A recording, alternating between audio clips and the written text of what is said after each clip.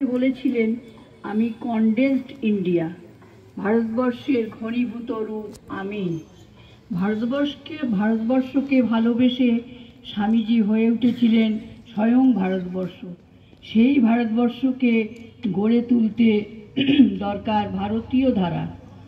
আমাদেরকে আমাদের প্রকৃতি অনুযায়ী উন্নতির চেষ্টা করতে হবে।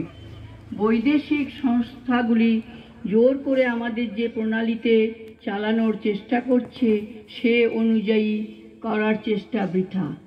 আমি অন্যান্য জাতির সামাজিক প্রথার নিন্দা করছি না, তাদের পক্ষে সেগুলো ভালো হলেও আমাদের পক্ষে ভালো নয়। তাদের পক্ষে যা অমৃত আমাদের পক্ষে তা বিষের মতো হতে পারে। প্রথমেই এটাই বুঝতে হবে তাদের বর্তমান সমাজ ব্যবস্থা গড়ে উঠেছে ভিন্ন ধরনের বিজ্ঞান, ঐতিহ্য এবং পদ্ধতি অনুযায়ী। আমাদের পেছনে আবার আরেক ধরনের ঐতিহ্য এবং হাজার হাজার বছরের কর্ম রয়েছে।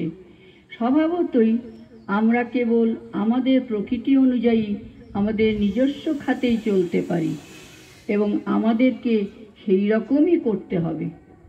দেশ গড়বার পথিকৃতদের প্রতিও তিনি কিছু বলেছেন। দেশপ্রেমিক হও। যে জাতি অতীতকালে আমাদের জন্য এত বড় কাজ করেছে সেই জাতিকে প্রাণের সঙ্গে ভালোবাসো। হে বীর হৃদয় যুবকবৃন্দ, আর কিছুরই আবশ্যক নেই, আবশ্যক শুধু প্রেম, সরলতা ও সহিষ্ণুতা। জীবনের অর্থ বিস্তার, বিস্তার আর প্রেম একই কথা। সুতরাং প্রেমই জীবন, প্রেমই জীবনের একমাত্র গতি নিয়ামক। স্বার্থপরতার মৃত্যু, জীবন থাকতেও তা মৃত্যু, আর দেহাবসানেও এই স্বার্থপরতায় প্রকৃত মৃত্যুস্বরূপ। 90% জন নরপশুই মৃত, প্রেততুল্য। কারণ হে যুবকবৃন্দ, যার হৃদয়ে প্রেম নেই সে মৃত ছাড়া আর কি? হে যুবকবৃন্দ, দরিদ্র, অজ্ঞ ও নিপীড়িত মানুষের ব্যথা তোমরা প্রাণে প্রাণে অনুভব করো। সেই অনুভবের বেদনায় তোমাদের হৃদয় রুদ্ধ হোক, মস্তিষ্ক ঘুরতে থাকুক, তোমাদের পাগল হয়ে যাওয়ার উপক্রম হোক।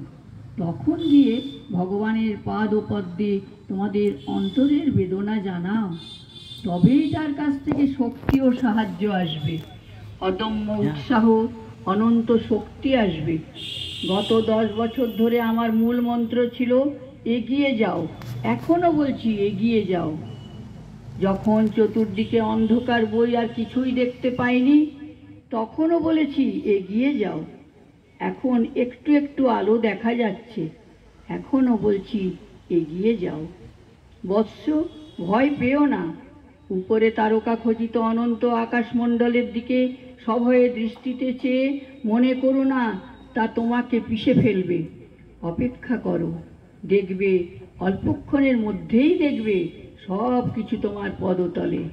টাকায় কিছুই হয় না, নামেও হয় না, যশেও হয় না, বিদ্যায়ও কিছু হয় না, ভালোবাসায় সব হয়।